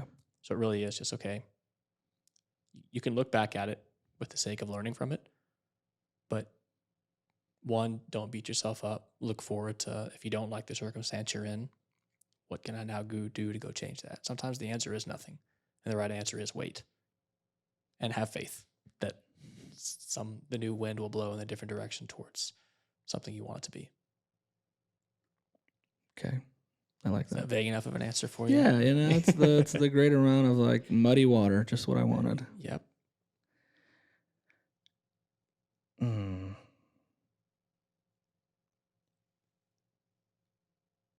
I don't know which way I want to jump with this. I got like a couple really good loaded ones here, but I guess this one's good. This is for a lot of people. How do you balance the demands of fatherhood with your personal and professional goals that you have? Yeah, that's I really struggle with that one, because I'm again young. The season of life with young kids, maybe everybody will feel this way. Everybody keeps telling you that things will get easier, right? I find that so much of my time is spent on like the serving of my spouse and of my children. Yeah. And this even feels, selfish to say it, right? Yeah, I would want to be able to have more me time, go achieve whatever fitness goal it is I'm going for that time, or pursue more time towards my professional career. But that just doesn't happen for me right now, right? Yeah. And having to accept that's the season of life that I'm in, and being content with that. Yeah, I think you said that well. Is there's seasons for everything, right? There's a time to work and there's a time to rest. There's a time to have the freedom and the opportunity to pursue your goals ambitiously and as freely as you want, right? And there's a time to say, no, that's going to have to wait for right now because something else is more important. Something else is taking my attention and my energy, and so that there's not as much for me to deviate there. I think it's definitely a tough balance. Is to say it lightly. And some people could argue what is even a balance that exists there. As you said, the seasons of demand and need, especially with younger children, like those seasons change holistically. Right? And it's the only thing that you can guarantee is that there will be change, right? And the role you have now, when they're this age versus 20 years from now, will be holistically different. It'll still be a role, but it'll look and feel so much different than what it is today. Yeah. I think I enjoyed what you said there about like it feeling a little bit selfish to say like, hey, I'd like to hang out with my friends or Sure. pursue this fitness goal. But my counter to that in the most respectful manner is always like, you are only like, it is important to make that, again, maybe to the capacity that you would like. Sure, maybe it's not like optimal or opportune, but it is important that you do so, because if you're the head of a family, like, your family's value is only going to be correlated to as good as you can be. And if you don't make that time for yourself and time to get those workouts in and clear your head and, decompress and offload some of that stress, the unintentional consequence of that will be you will detriment the value of your family to an extent that you would not even believe. And so I think a lot of guys, whether it's I want to be the best I can be, I got to work. It's like, you do. And if you want to be the best, yes, you have to work to an extent that's probably greater than you can imagine. But inversely, if you don't take time to separate it, your ability to be the best will never exist. Right? I think there's realizing that there is seasons for things, and there's seasons to work and there's seasons to rest, but still making sure that you have the time to make sure that you're filling your tank proverbially back to full, so that you can serve your wife, serve your children, serve your family the best way possible. Because if I'm at 30%, now the best value my family can get to is 30%. And it's like, well, selfishly, if I take some time away, I could be at 50 or 60. Or if I went and did this workout, it's like, then great, that's what you need. Because double the capacity of you is double the capacity of your family. And I think a lot of people unintentionally don't, want to just like try and continue to serve and serve and serve and serve, or be useful. And it's like, there is a shelf life on that, right? That if you deteriorate yourself to such a degree in which there is so little of you that's showing up, I wouldn't say it's better. I wouldn't say not showing up is better, but that selfishness that you feel so guilty to take may be the best thing you can do for them anyway. Right. And again, sure, there's a balance to it, but I don't want to forego or highlight that, or not shed light on the fact that I think that's insanely important. And with men, I think and I've seen that it's just holistically overlooked. And I just want to continue to put light there. So, hey, you feel bad about going for a run because you're away from your kids for a little bit? Well, restructure your schedule, get up a little earlier, or go after they go to bed. Because if that's filling your tank up that much, it's something you're gonna need to find time for. Because the overall end value of that is going to be beneficial to everyone. Yeah. So balance is a tricky thing, man. Not just as a father, but in a career, in a relationship. Just push and pull, right? And there's times you have to just serve and bear it, and not always what you want to do. And there's times where, inversely, your spouse or your family has to be willing to serve you a little bit, so that you can, get to whatever the top of the mountain that you're pursuing is. That's gonna then go, bring your family up to that point as well. Yep. Oh man. We'll come back to this one because I like this one a lot, and I saved it for a reason. So, faith involves trust in the unknown, as we have directly illustrated. Let's hear about a time where you had to take a leap of faith in your life.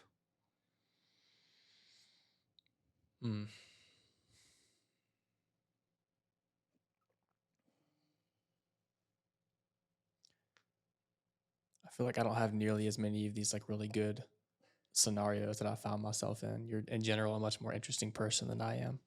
I don't think so. I mean, I go back to that. That's kind of the crossroads for our family was the decision to move overseas to Singapore for a year. And in retrospect, it really was not the best financial decision for us, at least up until this point, right? Like, who knows? Things that I learned while there in that career may pay themselves out later. But at the time, the decision was that my wife was going to give up her career to be a full-time stay-at-home mom, to be over, taking care of our son while I was there working. And we look back at that now as really like a financial crossroads for us that was not the best decision, because she could have continued to make significantly more money, right? But again, I go back to, okay, well, monetarily, that was not a great decision. But we made the decision that we did, and ended up getting let go from that position as well after like 2 years because COVID happened and all consultants were basically fired in anyways, right? So there's, again, things beyond our control, right? But the leap of faith was, well, that was the best thing at the time. Mm-hmm. And it wasn't without its risk. And we kind of weighed the pros and cons of it of what we thought at the time. So just the leap of faith that even now that was the right choice, hoping that sometime in the future that experience will be what propels, not just me, but our family to a continued place of, well, whether it's financial security or just experiences that allow us to be in a better space overall. Yeah. Okay. I mean, I think that's good. I think don't diminish any of the experiences you have. I mean, I don't think I'm anymore. I mean, something I struggle with holistically, right? Not doing this self-deprecation thing. Yeah. So it's a good, like healthy nobody dose. thinks that their story is special, Yeah. I guess, right? And I guess they all are in their own unique ways, especially the more you dig into it with people. Yeah. There's nuances to it, but yeah. Mm-hmm. Yeah, and I think just being willing to share that, willing to share whatever experience you have, is because you don't know how much that may be tailored to the exact experience someone else is going through. Mm-hmm. Right? Maybe they're looking at moving their family across the world because it's optimal for their career in this view right now, right? So this is going to lead me to immense growth and springboard me to whatever next checkpoint or objective I have in my career, and so they're facing that weight right now, and that could be exactly what they need to hear. It's like, it might not. Again, Yeah. it didn't really for me. Yeah. Right. To be honest, like it didn't propel me into anything crazy yet. Mhm. Right. But again, you never know what things might present themselves later, and it's just hard to say. I think that's the beauty of set myself in for that one. The beauty proverbially of the challenge that is life is you never know when the value of it will then come back around. So it's like, wow, this thing sucks right now, or this thing really like fucked us up or put a detriment on my family. It's like, okay, maybe it did. But what if it's then in X amount of time, the thing that gives you the skill, or from it gave you the skill that then is the most important thing to the best part of your life at a later in time. Right. And so many people, I think, want that, like that clarity and that answer. Like they want it right then. It's like, it doesn't exist that way. Right. Right. Having the faith or the ability to accept like that. I made the decisions I could with the information I had, and the result was whatever it was. And I don't know that maybe it's though I can, right, in the micro find that as a failure, doesn't mean in the macro it won't be the greatest thing to the best asset to the greatest success that I will then one day produce. And so having something to be said for time and longevity as the approach to, was it a failure? I think is something that, no one like, well, it failed based on what premise, right? Like, depends on how you're evaluating failure or success. That's something I feel like I could rail on for a while, but I won't. But that's a good one for me. I like that one. Let's see. So,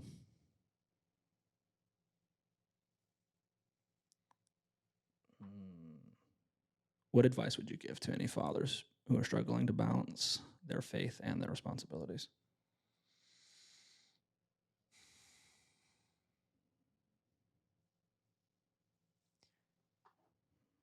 It's much easier. I forget, I'm going to butcher this metaphor, but all the different roles you play in your life, if you view all of those as different balls that you're juggling, right? Some of those balls are made of glass and wood, rubber, right? Different types of materials, things that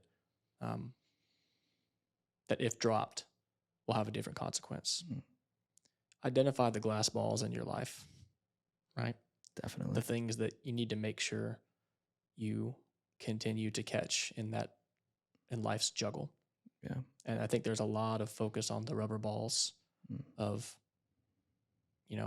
a career, a job, money. Those things come and go. Those are rubber balls. They bounce back. your relationship with your spouse, family, much more difficult in some cases when those things go neglected. They're not all glass and not, Mhm. but much more difficult to bounce back. Yeah. So identify those glass balls and keep them In motion and catchable. right, because that's the thing. And then the thing about balance in life, right? It's continual. It's gonna change. So Yeah, I like that analogy. That's a very visually appealing one, but also one that's very simple to understand. Which, right, when we talk at the, it's not always about if you use the biggest words, but if it's understandable. Yeah, keeping them in motion, I think, is that, like you said, because it is going to be continuous. Like I think something like your faith or your relationship, not only is possible with your children as well, right? It's something that's going to it's going to perpetuate throughout time, right? And like we said, the phase or the season you're in is going to change, right? So the time and effort that's allocated to it will also inversely follow. It will also change, and the demand for it or the lack of demand may fluctuate, right? And just being understanding that that's going to be a dynamic and ever changing time and investment basis, or in the hierarchy of your life, those things are going to shift around a little bit. Like when your kids are very young, adolescent, the demand from a time investment standpoint will be much greater than when they're 30, right? But inversely, the knowledge and wisdom that you're imparting on a 30-year-old grown adult child of yours is holistically different than what you're saying to a 7-year-old, right? And maybe some of it, the underlying themes are the same, but you're able to, right, as that mental and emotional maturity increases, and emotional and just, I guess, raw intelligence increases, and inversely, that there's different things you get to say. But I think, yeah, as a father, it's tough to know, am I in balance? Am I keeping the balls in motion, right? And have I identified the proper glass ones, right? Because sometimes it's easy to identify glass off field, but sometimes you feel some really hard plastic, right? Like, so being able to really sure up what's gonna, like you said, be glass or not, and what you have, what if there's gonna be times in your life where it's like something has to fall, right? Like you cannot be on at everything all the time. So if something has to fall or depreciate temporarily, what can, right? Because what is recoverable? And that's a tough, like that could be a segment on its own. Is what are those things that can recover? And I think what I will say on that is I think most things are recoverable. I think holistically, as people, we overvalue the most minimal choices, and then inversely, as a consequence of that, tend to overvalue. If we undervalue and we overvalue the most little. I'm butchering this. We overvalue the non-valuable things, and then we undervalue the more important things, right? But it's like if you really had to evaluate your life, and I think this is what you said. That was like a really good that I wanted to pin from was there's almost no decision that is permanent in your life, minus like criminal charges and some things like that, and then who you have children with. Other than that, money, job, whatever, it's all recoverable. You can go broke and make it all again, and then go broke again and make it all again. But trading your peace of mind for more money always isn't the trade you think it is, right? So it's costing you things that aren't dollars on the other side of it, then maybe it's not as valuable as you thought. But it takes getting that wrong to realize it. And I think that's the figuring it out mindset for me. It's just realizing, okay, like you said earlier, with being a dad, like I have no idea what the fuck I'm doing. It is straight a guess every day. I don't know why the sky is that color or how it permeates through based on the light that's hitting it a certain way, or what kind of species this monkey is, and does it have friends, and does it have a family? Like, I don't fucking know any of that, right? And I'm getting paid can I write this query that's going to function well with a data system? And that wasn't on the fucking review, okay? So, I think it's just being willing to say, like, you're just going to figure it out. And even with something, whether it's in data or fitness, a relationship, there's going to be a lot you have to figure out. And that's going to be what makes up your life, is your willingness to figure it out. And we spoke a lot that's something I wanted to touch on was willingness versus ability, and how willingness is so much more important, right? Someone who is willing, whether that's a partner or a coworker or a friend, is infinitely more valuable than someone who's capable. I'm capable of being a great friend, but if I'm not willing, that's about as far as that goes. Yep. And inversely, in the workplace, right? Somebody who's incredibly talented, capable of a lot, but they're willing to do nothing, well, then they're basically useless to you, right? Because you're predicated on the fact that hopefully they're willing today. All right. So if their willingness is low, I think it's something I've learned to try and parse down of people. It's like, what's their willingness look like? Are they willing to be truly a good friend or a good person to associate with? Well, let's see what that willingness is. Is it as resilient as they advertise it as, right? And then obviously with our navigations through the workplace, the professional workplace, right? And I think if we hired more on willingness than skill, we would see just infinite returns on that. I think it's willingness, because again, you're to your point, I'll take will over skill all day. Yeah. Twice on Sundays. But I think it's a willingness coupled with the humility that comes with the acceptance of I don't know something. Yeah. Because it's one thing to have the willingness. One, you have to put in like the actual effort. If it is a skill or whatever it is, you have to go learn. But it is so difficult, especially in a professional context, to be the person that says, I don't know. And to be that person that is openly admitting and has the humility to say, I don't understand this concept or whatever it is. And you have to, walk that tightrope pretty delicately. I think the longer you get in your career, because again, the expectation is the more years of experience you have in a field or in an industry or whatever, the more expectation it is that you are expert in this topic and that you do have both the skill and the will to have gotten to where you are in this career or whatever it is. And yeah, I think, like you said, that emotional intelligence on the side is just such a bonus to say, okay, I don't know, but like I'm willing to figure it out. Right, like you said, as you gain those years, the unfortunate thing, I guess if you're pinning a consequence on it, is yes, that you're expected to have this altruistic scope of knowledge and breadth of skill, in an area. And it's like so many things in this landscape have changed. As a comment we've made before, it's like some people have forgotten more than I've learned already because things have changed so much since X time that they started, right? And especially in our line of work, like there's just so much that continues to change. There's so many different ways to still, right? 100 ways to skin the same cat, right? And maybe what the answer is to that solution could be or predicated on how are you trying to skin this cat the most efficient way, the most sustainable way, the most, depending on what you're wanting, well, then the approach is different. But if you're asking me for an efficient way and I only know the sustainable way, well, it's like, we need to try and find the efficient way. Right. And so just realizing that even in an area that you know a lot of things, you still know just a fraction of what you think you know. And I think that comes from that sense of humility. Right. It's like, yeah, I may know a lot compared to people who aren't goers of this land. I don't know, that sounds very weird, but great. But collectively, there is so much to know in here that there's no way I could know it all to the degree maybe you want me or think I may understand it. And I think that can be seen like as a father too. Like even you're the best dad, it's like there's still so much more to being a good person and how to be.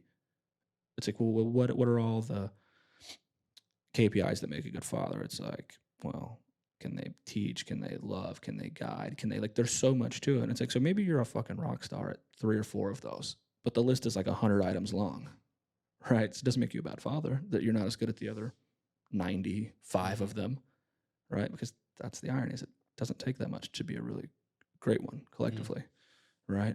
And that comes with that acceptance of knowing that, hey, there's just certain things I couldn't know it all even if I wanted to, because there'd be too much in the way for me to make the best decision at certain times. It's crazy. I really enjoy kind of getting caught in that thought a little bit, and even with Power BI or something, it's like even if you know a lot, there's so much functionality that you can't possibly understand simultaneously. They keep changing it and adding to it. So yeah, it's pretty much impossible to keep up. So. Yeah. And it's like, because there's so many different use cases or scenarios that maybe you've never even had a need for. So why would you know all of that? unless you've had a previous exposure of needing to know it, you know? And so then now this need has arisen where it's like, oh, I need this thing. It's like, well, great. Now you've like, somebody asked me about like doing some topographic stuff on it. And I was like, I have no fucking idea. Like, I know you can. Like a topographic map app, like a Yeah, like trying to, we had some like Latin lawn data, and they wanted to allocate it in like a good map visual to see like, okay, if I click on a vendor, like I can see all the locations of that because I have Latin lawn, you know, but then structuring it. And they had some other software the Power BI had just integrated that was better on the mapping side than the default mapping that is on the background of Power BI. And I was like, I mean, I've never had to do this, but like I know that it has the capability to do so. So I'm willing to help you figure it out. Yeah. And I think if I've seen what's made me successful in my career, and in relationships and anything in life, it's just so much in the willingness. Are you willing? Right? Because I told I had this dumb issue. I don't know what I say was dumb, but I was really chasing a problem that wasn't going to be a lot of value for me. But just because I was like, I want to know, for me, I'll know that I've unturned every rock to know that there was not a solution capable based on the tools and information that was available to me at this time. And even though it's like the person I was doing it for wasn't my boss or wasn't anything like that, it was just like I wanted to be the type of person who was known as someone who was going to like, if I said, hey, it can't be done or I can't figure it out, there was an assurance on the other side of that and knowing like, no, I know he really looked. There wasn't that someone was gonna have to come behind me and be like, did he really? And then it was a 2-second solution that someone just didn't give a shit to actually try and figure out. It's like, no, I've spent hours, days, or whatever. I've called SAP. I've talked to other things. I've tried this. I've watched hundreds of hours of YouTube stuff on trying to get this connection to, and it's not working based on what we have available to us. Because I just want to be the type of person that there's like reliability on from that aspect. But I think that's one thing that's driven from the willingness I have, because that's who I want to be. I have the will to be that type of person.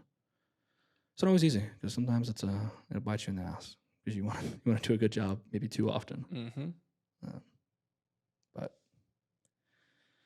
okay, man, we're rolling deep here in time too, and I want to be mindful of that for everyone vested, you and me both. I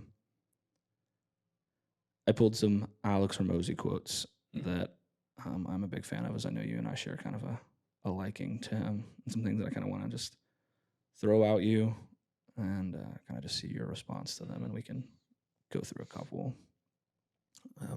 First one is, the biggest mistake people make is thinking they have to feel good to get going. You don't. Get going and you'll start feeling good. Power of inertia. Yeah. Just we were talking this weekend. My wife is the worst, and she'll admit this, to just get started. She won't do it, procrastinate or whatever. But you give her the outline or a framework of something, she will take and turn that thing into like a masterpiece. I don't care if we're talking kind of creative content or if we're talking something simple like just packing for your vacation. I love you, dear. Sorry. But just start. Literally all I have to do is get out the suitcase and I'll go grab socks and a top or something, and then she'll start. Yeah. Inertia. Just get going.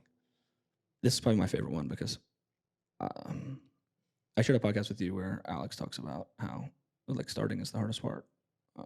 Whether that be with weight loss, packing, learning a new skill, right? And so many people live in this start phase in their life, and they do that over and over and over again, and they complain that it's hard. It's like, no, you're right. It is absolutely the most miserable part, but you keep doing only that part. Like, you've yet to make it to where like it's plateaued and it's easy now, because you give up before you actually get to the point where it becomes a little simpler. Just to build on that, is if you're in that start phase, whether that's trying to start meal prepping, trying to start being more active in the gym, I'm trying to practice reading my Bible a little more often, I'm trying to learn this new skill, and I can't. I bought the course and I just keep not starting. It's like starting is the hardest part, because it requires the greatest investment from you, and the return on that investment is the lowest because you don't know anything, right? Not knowing from like a packing standpoint, but like maybe you don't know what you want to pack, so it is the greatest investment for you. What the hell do I want to pack? And then in a skill, right? It's like you don't know anything about the skill. Maybe you have some limited. It'd be nice to know this, because I've seen other people that have that skill, and that's something I would like to have. But at the beginning, just be willing to accept that it is going to be the most expensive from you from a time versus knowledge investment, right? but it won't always be that way. And if you just write out the point of when it is that way, Mm-hmm. it gets better. It gets so much better. Mm-hmm. And I think even here with this podcast space with me, I remember seeing Alex talk about, he said, it was in that one with 1,000 BBs that I sent you.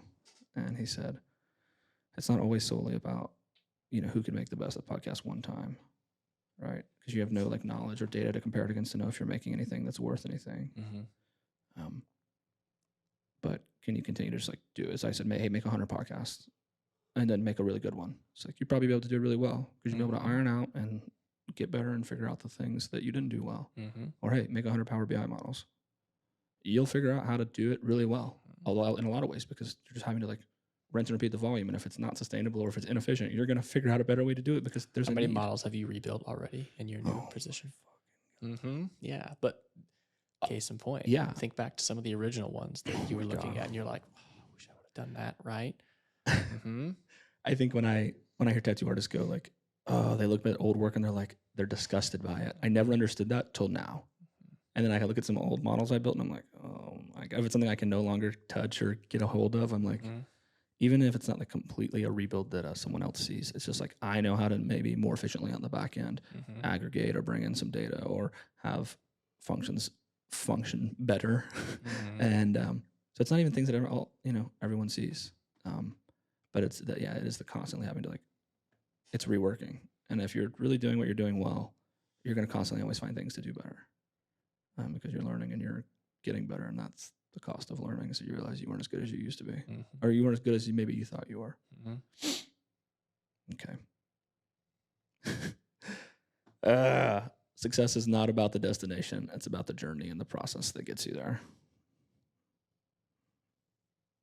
Yes, that's great audio content for you there, right? Yeah. To me, the journey is always the most fulfilling thing. Anytime I've ever grappled with anything, whether that was a marathon or anything of sustenance, always the greatest returns have been like, I've enjoyed the journey more than the destination. Like when I finish a marathon, it's not like, oh, I mean, yes, there's a sense of relief because it's brutal, right? But it's also like a little like sadness. It's because like I find myself reminiscing on all the nights of running when I didn't want to, or that I was tired, or when that speed work had me feeling like I was going to throw up all over myself, or when I couldn't do it, when like I couldn't hit the mark for the rep, and like that frustration that overwhelmed me. It's like those are the things I look back on. When I see like the medals I have, I don't think of like, I rarely think of the race. I always think of like the training and all the time and effort and the hours behind that. Like that's what I flash back to. I don't flash back to like the race day feeling. Right. And maybe a little bit like, oh, it was cool. People were cheering. Woo. But like, I think like the endless hours of work that had to go into that one thing. You touched on that, I think, in your first episode. It's the pursuit of something hard, whether it's physical training or otherwise. It's that pursuit that we crave. Yeah. It's men and women, but I think particularly in men, right? Pursue hard things because that's what you crave, whether you know it or not. If you give men a goal and an objective, they'll like, I'm butchering it. Chris Williams mentioned it. He said like they'll crawl over glass to achieve it, right? Like so men, they're so much fulfilled on purpose. Here's where I'm at, and here's where I need to go. And it's like, again, that willingness is like, I'll do anything to get to there, right? And yeah, no, I love the ability to struggle and crawl and grind and just embrace what is the journey. I think it's the most fulfilling thing for me. The path to greatness is often paved with 1,000 tiny, consistent actions, not one grand gesture. To me, I like this one because a lot of people want the like, how do I lose 50 pounds really quick? Like, what could I eat? What supplement could I take? What workout should I do? It's like, there isn't just one thing. And inversely with wealth, it's like, well, yeah, if you were just like a genius and maybe you invented this like the next Facebook or the next software, or you're like Elon Musk and could just like drop something. But even those people, if you really like zoom in on them and examine them and parse them down, there's thousands of things. Like, right? It wasn't just like, whoo, I'm Mark Zuckerberg and here's Facebook. Like, there was thousands of ideas, thoughts, processes, steps that went into like this one thing. So there's no big thing. Right. it is the consistency. It is the boring, mundane, not so fun things that then make value. The person with a successful small business, like a plumber, for example, is successful because they had a million different plumbing jobs that they did over the course of 10 years. Mm-hmm. And then they now have a successful business. They didn't just start it overnight. They started it. They did some plumbing jobs. They got better at those plumbing jobs. And then they grew a clientele, word of mouth. And then they now have a successful plumbing business. It's not because I don't know, not a plumber, but any small business will do, right? It's just the million small things that they did that added value to somebody else that somebody else is willing to pay for, to use the business example, right? I like that. I think that's good. I'm going to do 2 more, and then we'll wrap up. I think this one is good. Is resilience is built through adversity, not comfort. You and I have talked a lot about this subject. This is something that's very important to me. It's the understanding that you aren't just, like, okay, if I rub my hands together, right? What is the outcome of that? It's like there's heat generated. It's because there's 2 things rubbing against each other, right? And inversely, if you want to be good at something, like, you're gonna have to rub up against something that's maybe not the most comfortable, not the softest rock, proverbially, right? It's gonna be one with jagged edges, and it's gonna cut you up, right? But inversely, like, you are still rubbing against that thing. It's not just rubbing against you, right? So, like, though it is like hurting you or creating discomfort or disposition in your life, like, you are also rubbing against it, and able to, by doing that, maybe initially it cuts you, but through time and continuous repetitions or efforts, you smooth it down to become bearable. Right? So it's not just a hard thing rubbing against you, like, you are equivocally rubbing against that hard thing. Yeah. And I think that's so, like, you can't say, I want an adventurous life and I want it to be, like, peaceful and simple. One thing is the cost of the other, right? If I want the knowledge and the experiences, like, I have to be okay with the hardship. If I want the success, like, I have to be willing to fail. I have to be willing for it to suck. I have to be willing to, like, wonder for nights endlessly if I'm doing the right thing, if it's gonna pay off. Right? It's like you don't, like, whatever level you're at, and then you're wanting to go higher, like, you have to be okay with something uncomfortable. Like, that's what lies between you and whatever you're looking to evolve to or get to that next level. Is like there's some hardship that you knowingly most of the time are avoiding because it's hard, and that's fine. But if what you're saying you want is to get to the next level, then you have to be willing to embrace whatever is hard.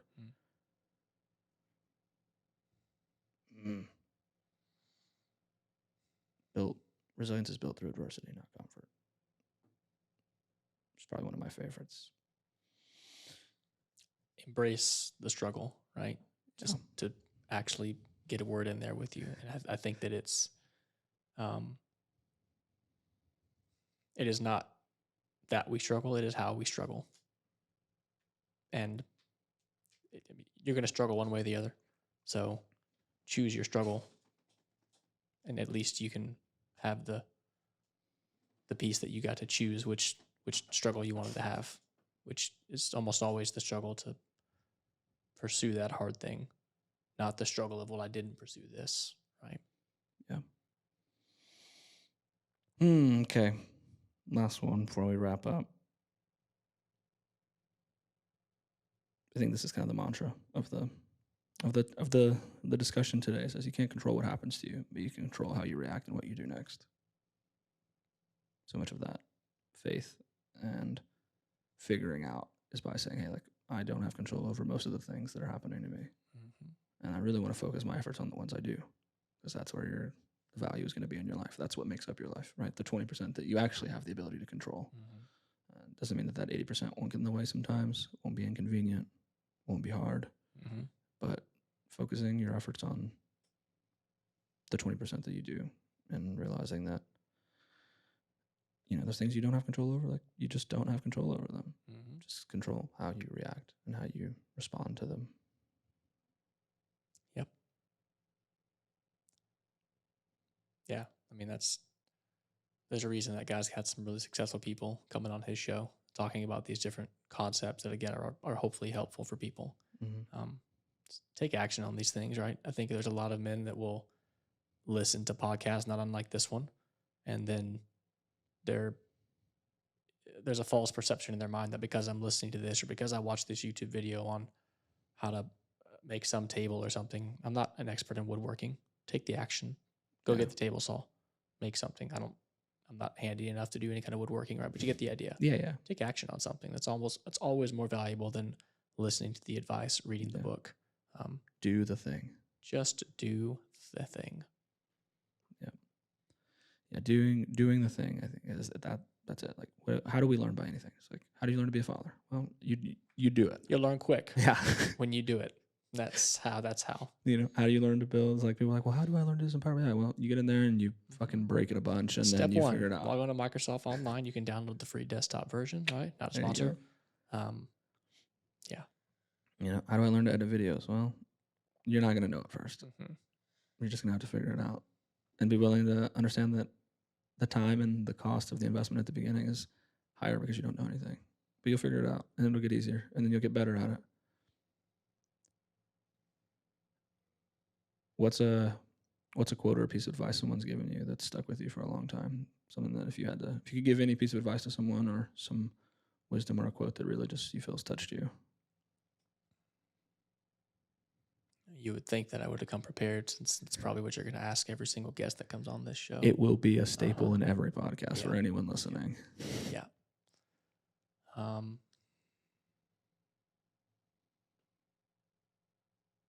Keep the main thing the main thing.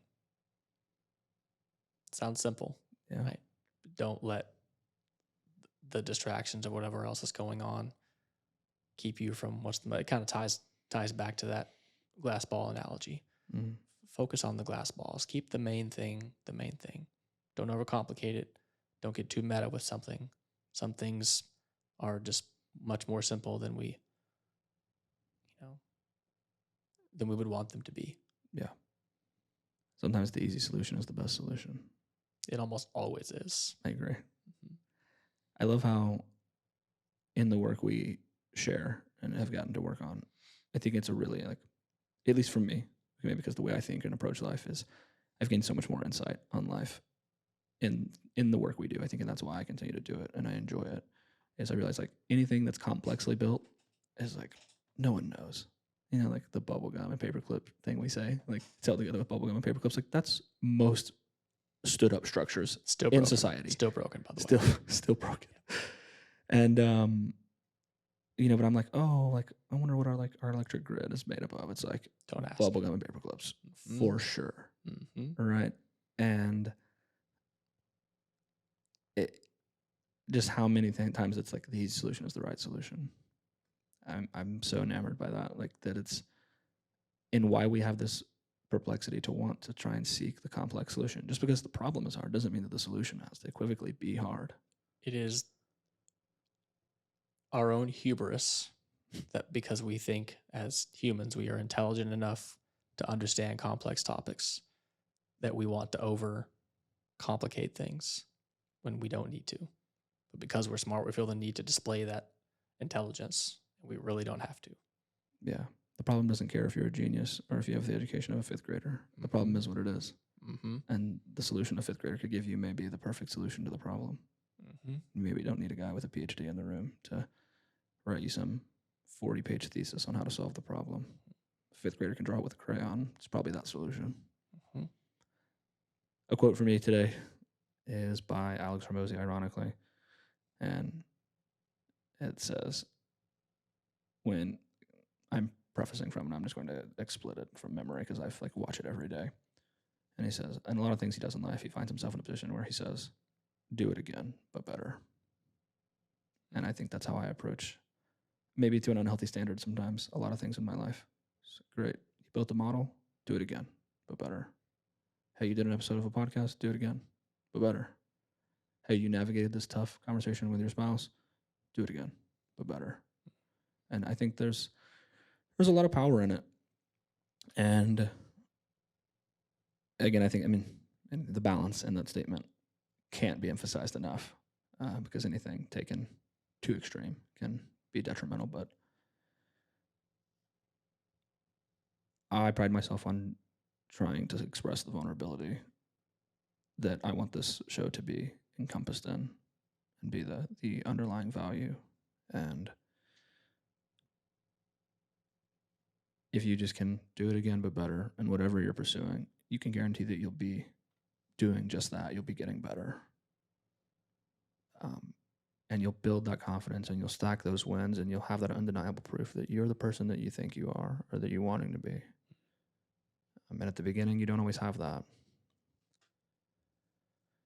So do it again, but better. That's where I'll leave it today. So Can't wait for episode 3.